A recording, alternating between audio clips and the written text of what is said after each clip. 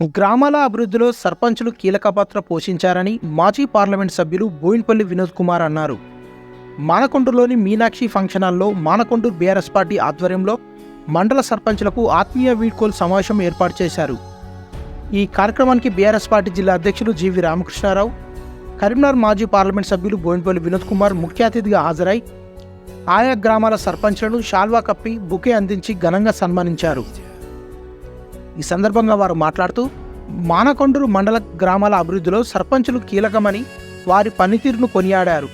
పదవిలో ఉన్నా లేకున్నా కాంగ్రెస్ పార్టీ ఎన్నికల హామీలను ప్రజలకు చేరేంత వరకు ప్రజా సమస్యలపై నిరంతరం పోరాటం చేయాలని సర్పంచులకు సూచించారు.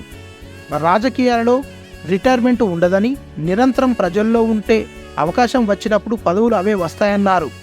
మానకొండూరు మండలంలోని ప్రతి గ్రామం అభివృద్ధి సాధించిందని, సర్పంచ్లకు వ్యక్తిగతంగా ఇబ్బందులు తలెత్తినా గ్రామ అభివృద్ధిలో వారు ఎలాంటి వెనకడుగు వేయలేదన్నారు. శానిటేషన్, హరితారం, వైకుంఠధామాలు, గ్రామాల శుభ్రత వాటిలో ముందు వరుసలో నిలిచి కేంద్ర ప్రభుత్వంచే రాష్ట్రానికి అవార్డులు వచ్చాయంటే అది గ్రామ సర్పంచ్ల గొప్పతనమన్నారు. మీ తర్వాత వచ్చే సర్పంచ్లకు మీరు పడ్డ కష్టం వారికి ఫలితంగా అందుతుందన్నారు.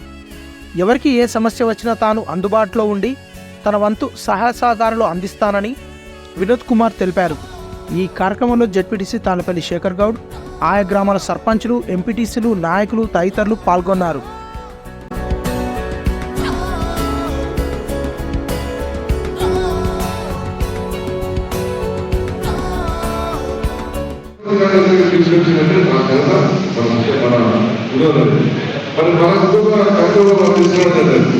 మనకు మానవుడు కొనడం నుంచి కూడా అన్నాల నుంచి ఒక రైల్వే లైన్ కూడా 20 కోట్లు సర్వే రెడీ అయిపోయింది. అది ఎక్కడో కూడా తప్పకుండా మన చుట్టూ ఒక రైల్వే లైన్ కూడా మనకు పోతుంది. మనకు కూడా రైలు శబ్దం ఉంటే మన మానవుడు పడగలరు.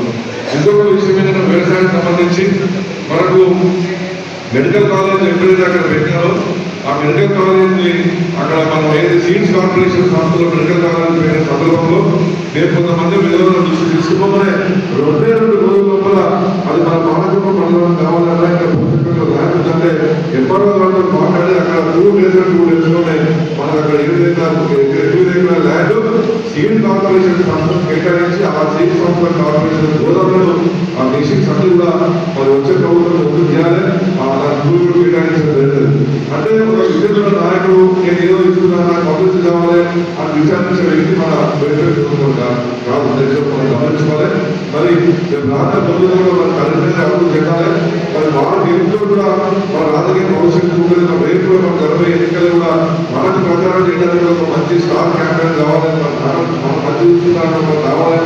మనకు వేరే ప్రభుత్వం ఉంటే వాళ్ళు మన సమస్యలు మన ఇంటి పనులు ఉంటే వాళ్ళు ఇచ్చే పరిస్థితుల్లో మనం కొంతవరకు వాళ్ళు ఎక్కడైనా లేదని వాళ్ళు ఖర్చు పెట్టి మనం ముందు ఇచ్చే అవకాశం ఉంటుంది. తప్పకుండా మనం జరిపిందని రాబోయే రోజుల్లో మాత్రం తప్పకుండా మన నియోజకవర్గాన్ని పనిచేయాలి. మన సర్పంచ్ అందరూ కూడా ఈ 10 సంవత్సరాలు 10 గ్రామాల్లో మన సుధారంగా ఏ ఒక్క సర్పంచ్ కూడా ఇబ్బంది పెట్టలేదు. మన సుధారంగా రోడ్లు కానీ అడ్మినిస్ట్రేషన్ కానీ ఏం చెప్పినా కూడా ప్రమాణంగా బాగలేదు.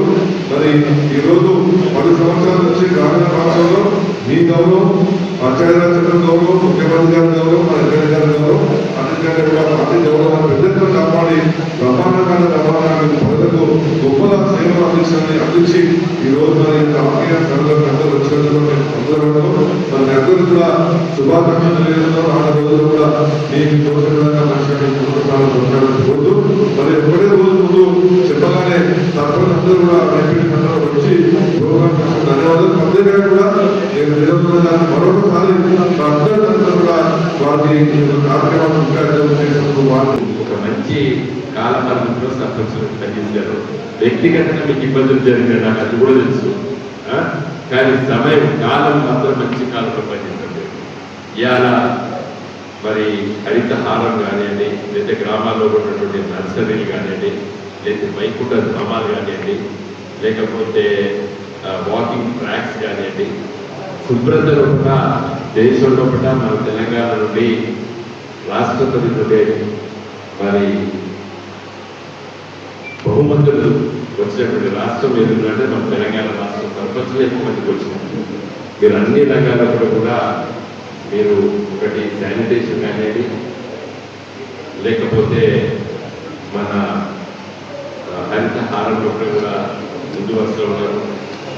తర్వాత డ్రైనేజ్ సిస్టంలో కూడా మంచిగా ఉన్నారు.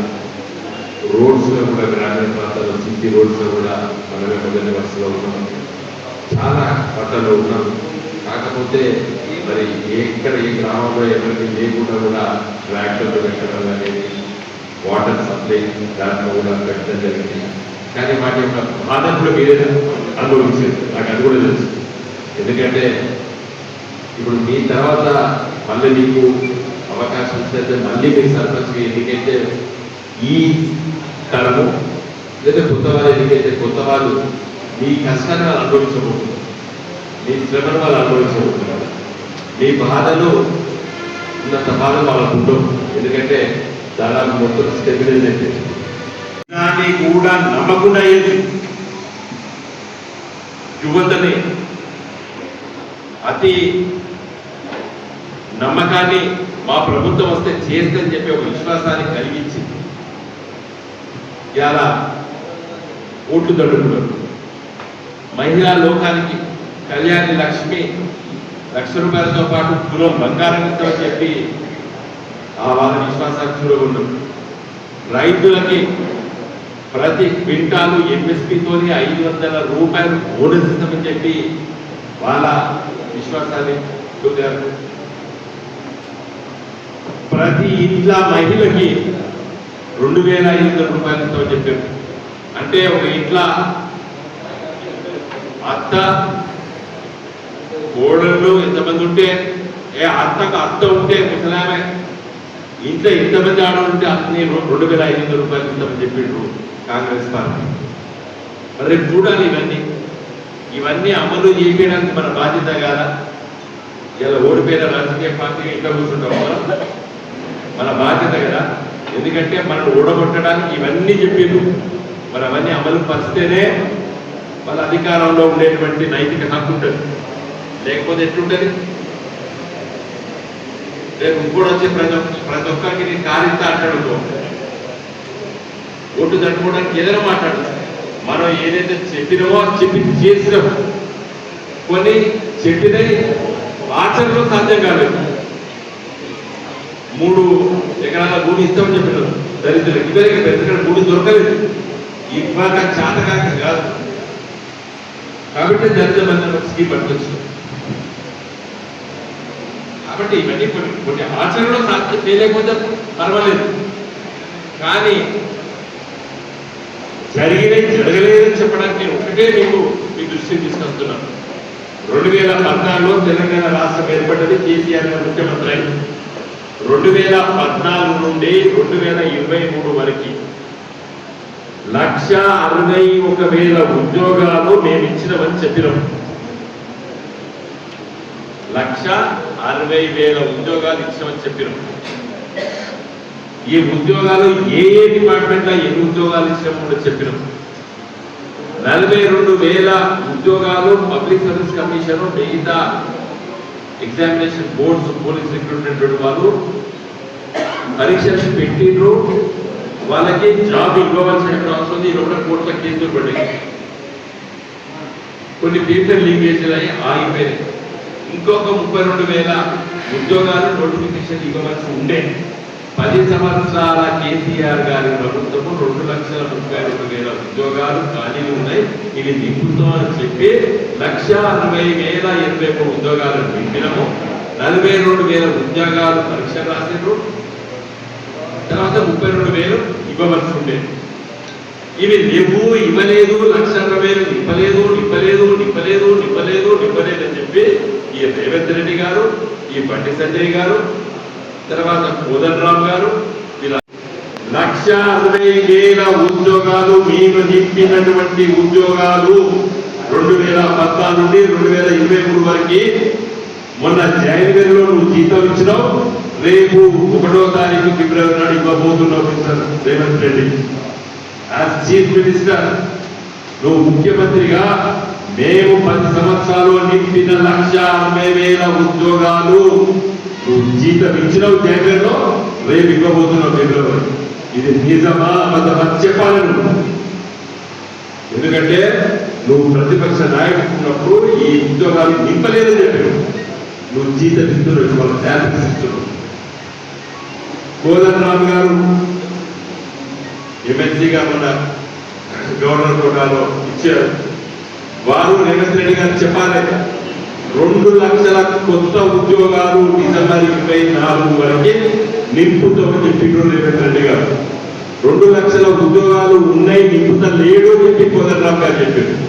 ఇలా కోదండరామ్ గారు ఎమ్మెల్సీ తర్వాత రేవంత్ రెడ్డి గారు ముఖ్యమంత్రి, వీరిద్దరు చెప్పాలి 2 లక్షల ఉద్యోగాలు ఏ డిపార్ట్మెంట్ లో ఎన్ని ఉన్నాయి మీరు నోటిఫై చేయండి.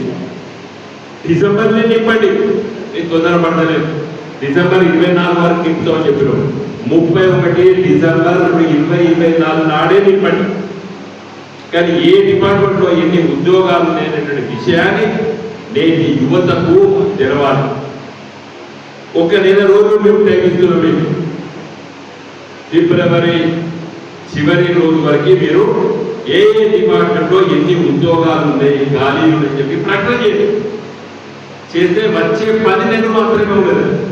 ఈ 10 నెలలో మన యువత చదువుకుంటాం.